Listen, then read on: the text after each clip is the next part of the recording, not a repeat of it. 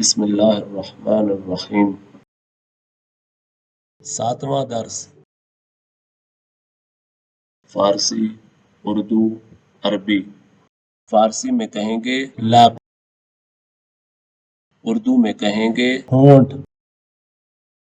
عربی میں کہیں گے شفتون، فارسی میں کہیں گے سگ،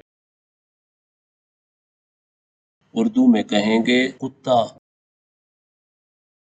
عربی میں کہیں گے کھلبون، فارسی میں کہیں گے کھیف، اردو میں کہیں گے بیگ، عربی میں کہیں گے حقیبتون، فارسی میں کہیں گے کفش،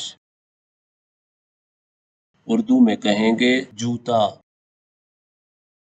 عربی میں کہیں گے حذاء، فارسی میں کہیں گے مگس، اردو میں کہیں گے مکھی، عربی میں کہیں گے ذبابون۔